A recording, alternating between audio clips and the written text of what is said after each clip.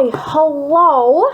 Welcome to your Unit 1 set of videos. Please make sure that you know exactly what homework format you need to use, and go ahead and get started.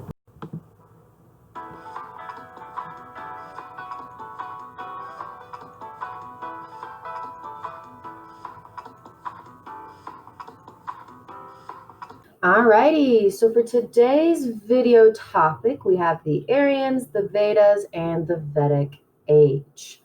So make sure you have your skeleton notes ready to go. And let's go ahead and look at our objectives. So for this video, you're getting out three main things, or you're going to look at these three main questions, right? So when should history start, our theme for this class? What was the impact that Aryans had on the indigenous civilization in ancient India?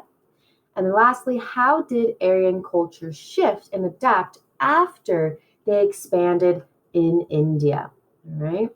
So those are the three questions that we're going to really target. Let's go ahead and get started. So the early Aryans. So when they entered India, the Aryans practiced a limited amount of agriculture, but they depended much more heavily on a pastoral economy. If this sounds familiar, it's because it's essentially just a review from class, if we got to that point or not. And if we didn't get to that point, well, I have it here for you. But I just wanted to reiterate this just to kind of help set the stage, just in case you forgot what we learned in class, okay? So what it means by more focused on pastoral economy is that they kept sheep, they kept goats, but they especially focused and prized on horses in their herds of cattle. Horses were quite valuable because of their expense, right? How expensive they were, as well as how rare they were, especially in the area. Horses didn't really breed too well in India, so it was pretty necessary for Indians to replenish their supplies of horse by importing animals from Central Asia. They harnessed horses to carts and wagons that was highly effective and used for transportation, right? But then also sometimes they would create these chariots, and they would be incredibly useful for war times. Okay? Cattle became the principal measure of wealth in early Aryan society. So if you had cattle, it essentially meant that you were super duper rich back in the day. And the Aryans, and this is going to be more relevant as we look through their religion, but the Aryans consumed both dairy products and beef. Okay? Cattle did not become super sacred to them. They weren't protected animals as they are in modern day India with Hinduism, if you are Hindu. But this practice slowly started to develop after the Aryans arrived. Right? So I just want to kind of bring that out there as a setting stage for when we look at the religious part of the Aryans and ancient Indian culture. So the early Aryans did not have a standard writing. They didn't really use it, but they composed a bunch of various poems and songs. And these extensive collections of religious and literary work were memorized, which is pretty impressive to memorize all the songs, all the poems ever created. And they would be orally transmitted, from one generation to another.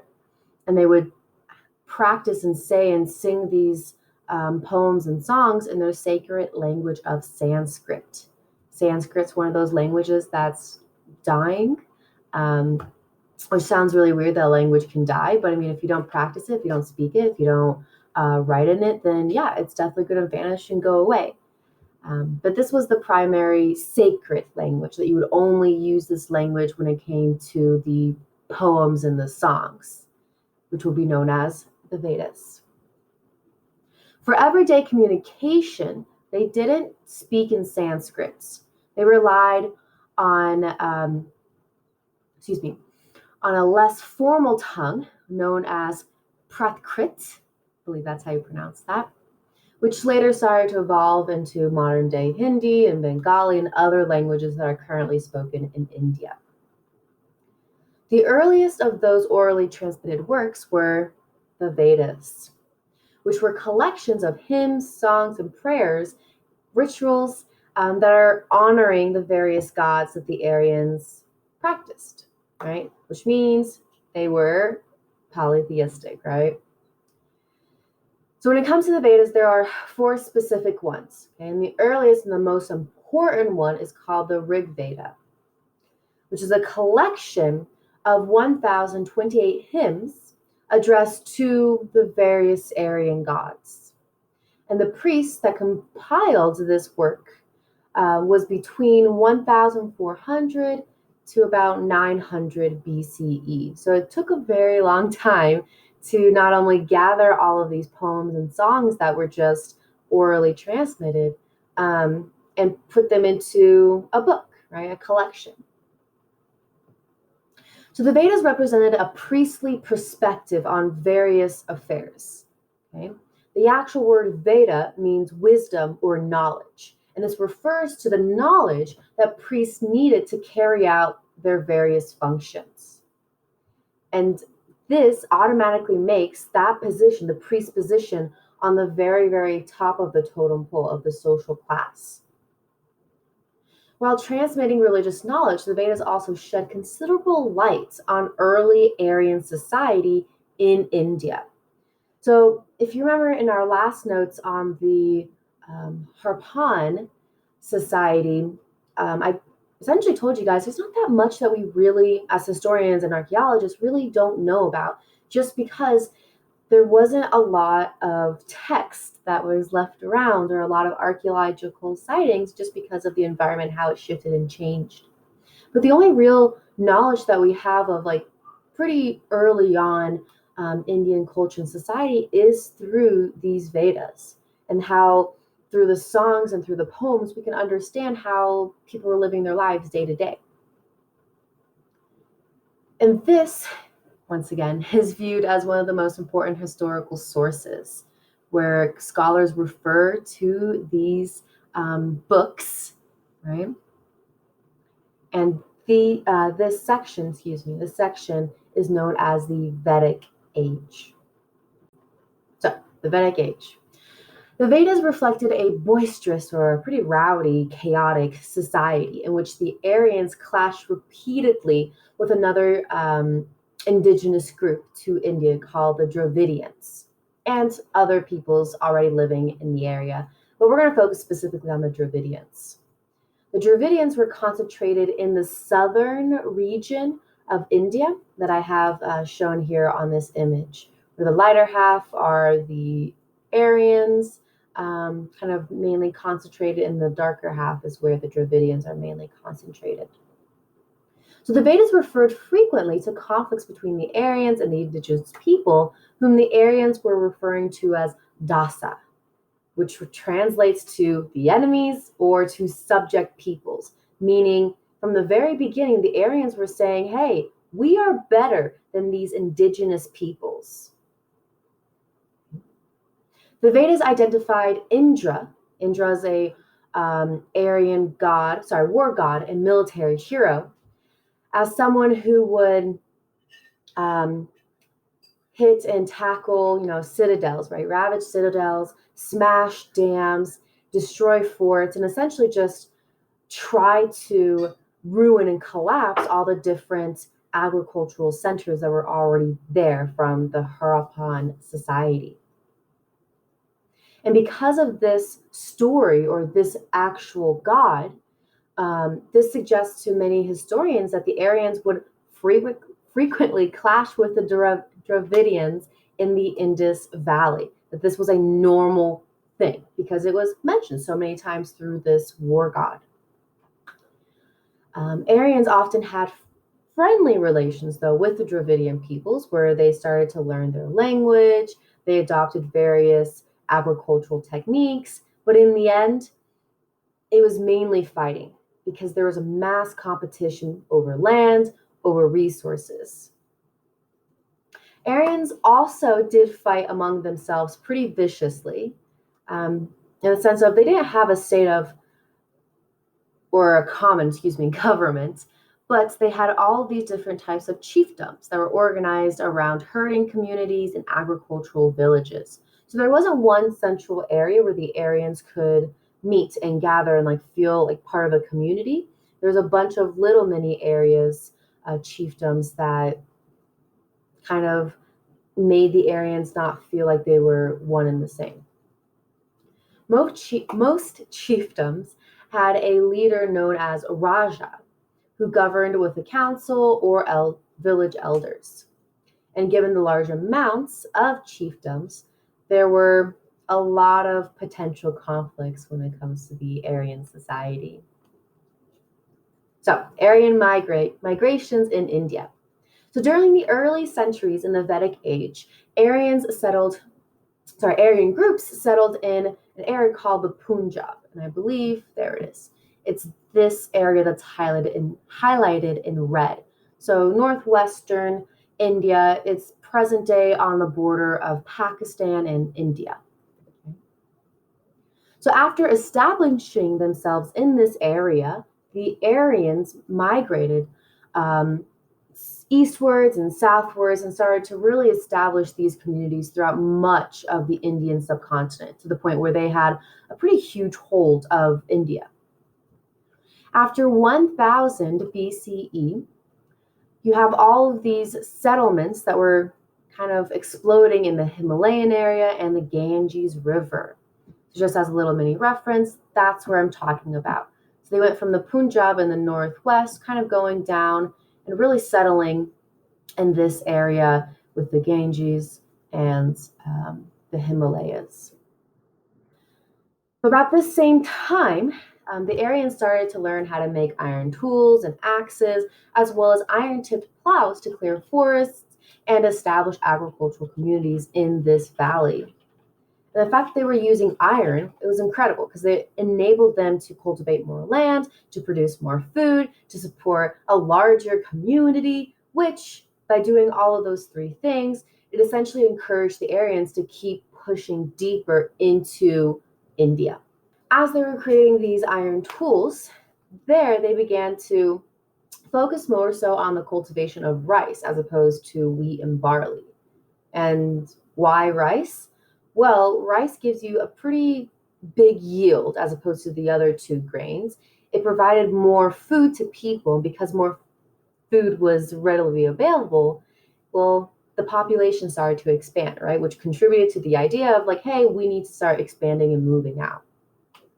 So after about 750 BCE, the populations had increased enough to where Aryans had established the first small cities in the Ganges River Valley, to the point where the population became so dense in the northern Indian region that some Aryans decided to move essentially somewhere else, most likely just further down into India. So looking at their political organization. So at first I said, hey, they were chiefdoms, but now as they were expanding and moving around, things started to change. Because as they were settling into these permanent communities, they began to rely more on agricultural economy as opposed to a pastoral herding economy. The Aryans gradually lost the tribal political organization that they had brought into India, and they evolved more of a formal political institution. So now instead of having like all these tiny little chiefdoms, now they look more like regional kingdoms. And in these regional kingdoms, they would have various representatives that made up of the citizens of the area that they were in. So interestingly enough, as they were moving through India, they started to settle more and create more of a kingdom as opposed to just like little mini areas that they would fight over and over again. Between 1000 and 500 BCE, the tribal chiefs worked increasingly from permanent capitals and depended on the services of professional administrators as opposed to doing it themselves, kind of a mentality. And now we're going to look at the development of the patriarchal society in this area. We've already looked at it in Mesopotamia, a bit in Egypt, but now I want to focus on India because it's going to be incredibly important for the next time that you are in class. Before I start, there's two things that you don't know about that we will look more so in class, which is the caste system and Varna distinctions. Okay, so don't worry too much about what that is, what that means. I have a little mini picture right here to kind of give you an idea, but at this point, you should not know what that means. We'll learn more about that in class. So while building an elaborate social hierarchy on the foundations of the caste and the Varna distinctions, the Aryans also started to construct a strongly patriarchal social order on the basis of gender distinctions. At the time of their migrations into India, men were the dominant gender in Aryan society.